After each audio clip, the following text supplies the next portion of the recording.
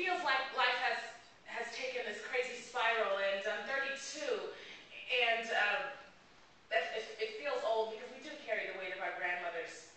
I tell my daughter, you carry the weight of your grandmother like a backpack. It's full of books, and you have a lot to take on and do it and keep moving. I came to this work, like many of you, because of our mothers, our grandmothers, our children at a very, very young age. And I remember being in high school, and I was in a girls' group at a local teen clinic, and I could care less about high school. I was working 8 hours a day, and my mother was struggling. And so I got sent to a girls' group to take me out of my delinquency. And I was like, oh my God, they have condoms here. So I got condoms, and I would take them to my high school, and I would give them out in my high school gym locker. And before I knew it, I found out, I was like, wow, this is what organizing is. So many people died of HIV, and I remember getting a call from a cousin, a young man in my family, and from Rockford, Illinois, and he said, Lateefah, I'm about to die, and my family won't touch me because I'm gay, and I'm dying. Y'all need to come down, because when I die, I need someone to wash my body. And being very, very young and having conversations with many of the young people in my community, many of us were either struggling to survive or dying to survive. The crack epidemic has swept the nation, not just my little neighborhood. Understanding that being a vehicle of change and not really knowing and understanding what that construct was, but just being, like many of the women that you represent through your beautiful publication, we just be, we do. I've been so blessed to be in a movement where someone recognized that the passion to survive should in fact be the journey for young women and girls. And I started working at an organization called the Street Survival Project at a very, very young age, at 17, as a paid staff, working inside many communities that folks wouldn't touch, going inside SRO hotels and being with, not working for, not working with, but being with, holding young sisters like myself who were trapped in the drug trade and trapped in the sex trade, and developing community and creating opportunities for ourselves and developing our voices. Shortly after I gave birth to my daughter at the age of 19, I became the executive director of this organization, only because there was a woman who lit way for that to happen. She created a space and an infrastructure for young women to turn the face and the shape of social services on its head. And she understood, like we understood, like the women who we all work with, we understood that we could develop our own resources, we could learn Excel, we could write grants, we could figure out how to talk to philanthropists. If we could go onto the streets and battle pimps every single day, it was easy.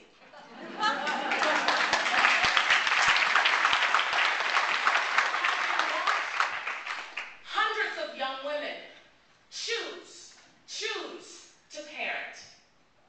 Having sat by young women who chose to not be parents, I became an organizer and a radical for choice in the African American community, and understood how beautiful, beautiful choice was. Being an outreach worker, being an organizer, being an HIV test counselor, and then being introduced to radical feminism by so many of y'all in the room. Like, I read you. In small hotel rooms, in SROs, in the Tenderloin, where we opened up readers that we got from interns who worked at the Center for Young Women's Development because we had no access to university. Knowledge is transferred. I'm going to speed up this journey because right now in my life, I'm at a very interesting place where I'm learning. I'm the executive director of a 40-year-old civil rights organization, Lawyers Committee for Civil Rights. I am not a lawyer and may never be one.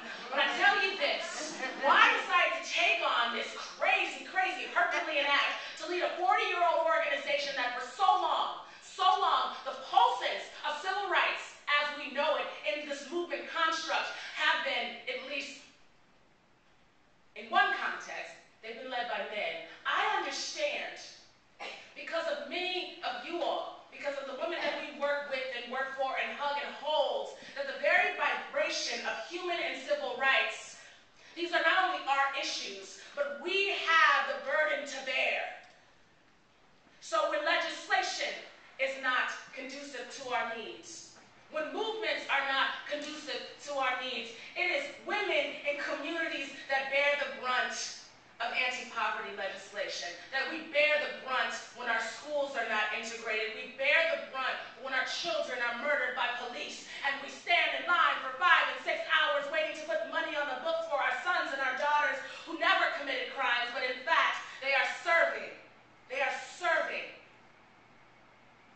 time, and profits are being put in the pockets of those who could care less about our communities. Human and civil rights issues are women's issues. So as I take on this new journey from leading an amazing organization where we work with thousands of young women from every point of pain in their lives, and we turned that pain into power together, to then working in government for the first African-American district attorney elected official. I worked with a woman, Kamala Harris, for 4 years, and we developed reentry programs in a system where who could find joy in a district attorney's office? Oh, we found it, and we created it. And we provided opportunities for young women and men who in any other county would have been arrested and jailed for crack cocaine. Instead, they were doing yoga, they were finding jobs, we were meditating, they had therapists, and that program is still moving on. And I knew when I got the opportunity to lead one of the nation's oldest civil rights organizations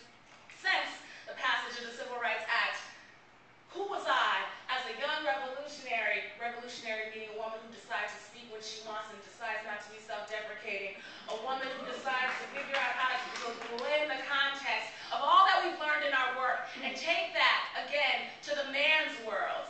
And again, understanding social justice in this sphere, there are more men leading social justice organizations than the women who run communities. I want to change that with you all.